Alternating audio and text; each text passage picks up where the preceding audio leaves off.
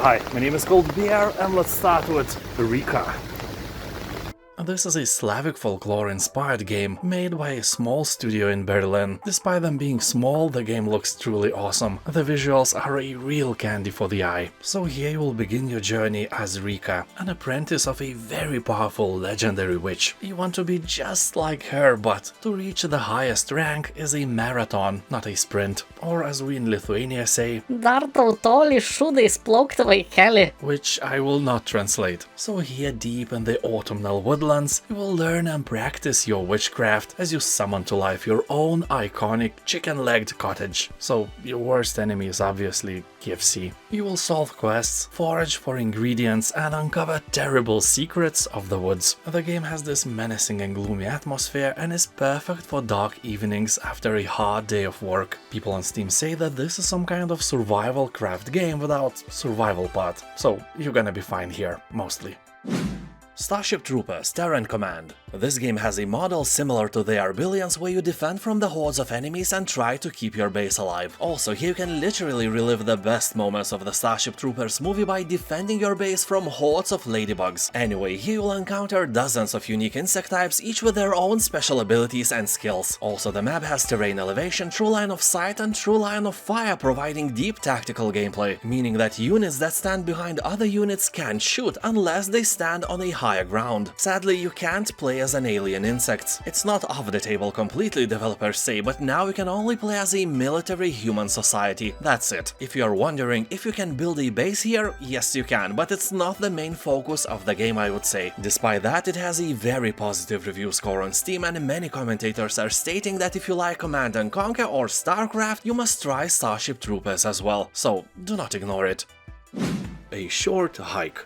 On Steam it has 99% of positive reviews. Yeah, this looks like some kind of a miracle. Games with such ratings do not exist. You know, just like elves or politicians who don't lie. Well, honestly, elves are more common than politicians who don't lie, and games with this rating are even rarer. So this is a gem without a doubt. Here you can hike and climb through the peaceful mountainside landscapes, follow the marked trails, or explore the backcountry as you make your way to the summit. Along the way, meet other hikers and discover hidden treasures. People who play the game are saying that a short hike is like Breath of the Wild crossbred with Animal Crossing, and the only bad thing about this game is that it ends. And it ends really quickly. About 1.5 hours of your life will be made better by this game. But judging by the playtime of casual gamers, I can see that 9 hours of gameplay is quite a casual time. That can only mean one thing: people are playing the game more than once, more than twice, more than 3 times, more than...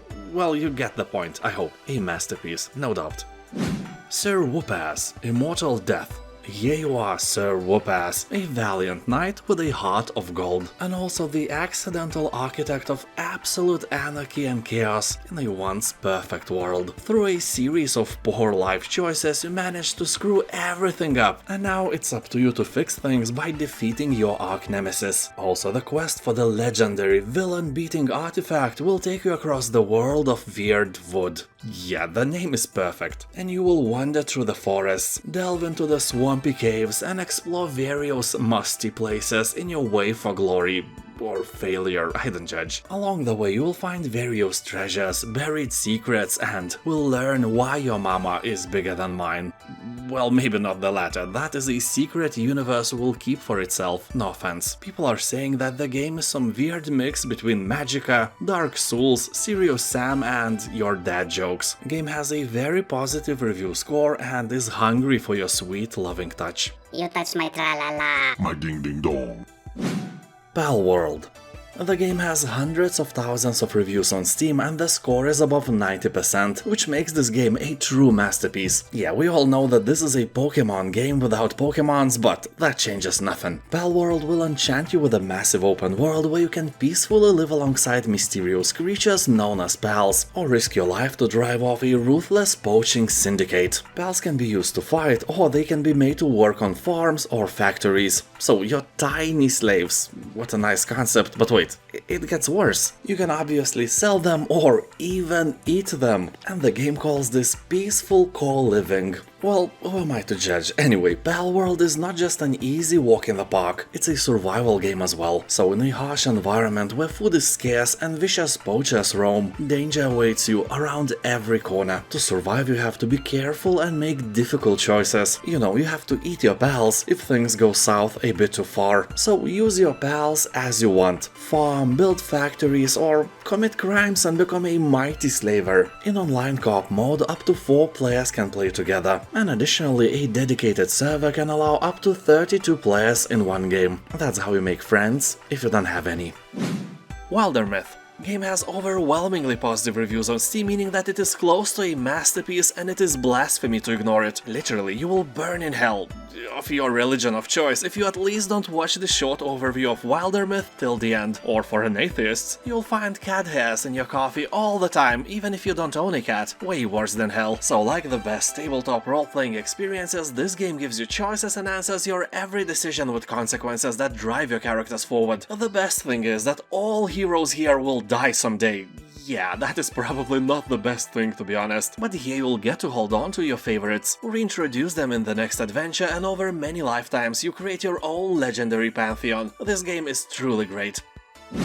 Mass Effect Legendary Edition. This is an awesome game. Well, 3 remastered games in one, remade with shiny new graphics and details. Although I must admit that the graphics of the first part are still morally old, so the more you play, the more beautiful the game gets. So don't expect miracles, these are all the games with not so fancy overhaul as Crysis franchise. First Mass Effect was released in 2007, so really long time ago. Anyway, if you like science fiction space operas, Mass Effect is one of the best there is. It has a great plot, many twisted turns of events, mysteries on every corner, giant robots, giant spaceships and giant space stations. Everything is giant here. It's also full of great characters as well, and it has about 90% of positive reviews on Steam. By buying Legendary Edition you will get all 3 remastered Mass Effect games with all the DLCs and other stuff included and remade in one huge game.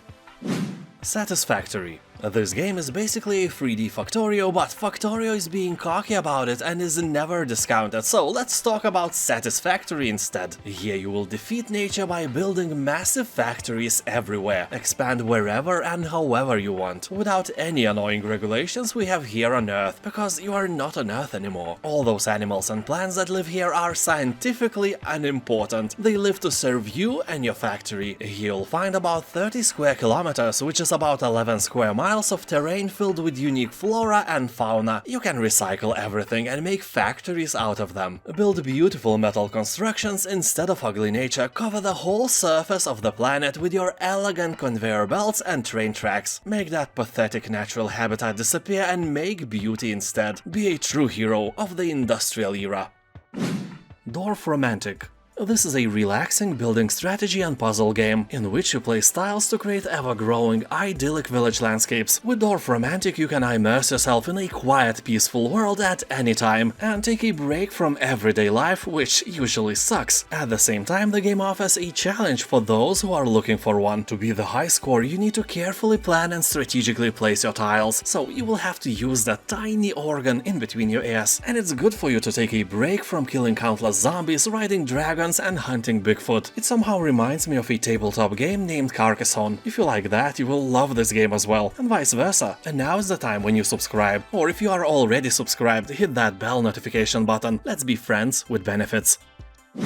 The Walking Dead, the Telltale Definitive Series. I think most of us have watched or at least have heard about the TV series of The Walking Dead. It was a wonderful show for a few seasons. Then almost every at least a bit more interesting actor left the show, mostly because of the poor writing, but it still continued for like 30 more seasons. Well, I am exaggerating of course, and I have to admit that I stopped watching it way past the mark where it stopped being good. Where a hair model without any acting skills and a samurai girl without face expressions led the show. It was bad but still addicting. Anyway, I'm telling you all this because this game is like TV show, but when it was actually good. Yeah, I know it's hard to remember those times, but Telltale's game is a masterpiece, and this time I am not exaggerating. This version contains 23 unique episodes and more than 40 hours of content. It may not be the cheapest game, but if you want a story-rich interactive fiction with multiple endings, it would be hard to find a better deal than this.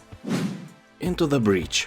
This simple-looking game is actually an officially recognized masterpiece. It has won Best Strategy Game title at the Game Awards. It was announced as a Game of the Year by PC Gamer, and on Steam it has above 90% of positive reviews left by thousands of people. So here the remnants of human civilization are threatened by enormous creatures breeding beneath the earth, and all hope is in your hands. You must control powerful mechs from the future to hold off this alien threat, and each attempt to save the world presents a new randomly generated challenge. Basically, the game throws a different strategic puzzle at you every time and you have to solve it, and that is somehow really fun to do. Just make sure you like both puzzles and strategy games, because it is quite challenging, and if your brain is smooth, you may want to play some other game instead. Don't ask why I know this. And now thank you for watching, have a nice day. I hope better than I having, and I'll see you next time. Bye.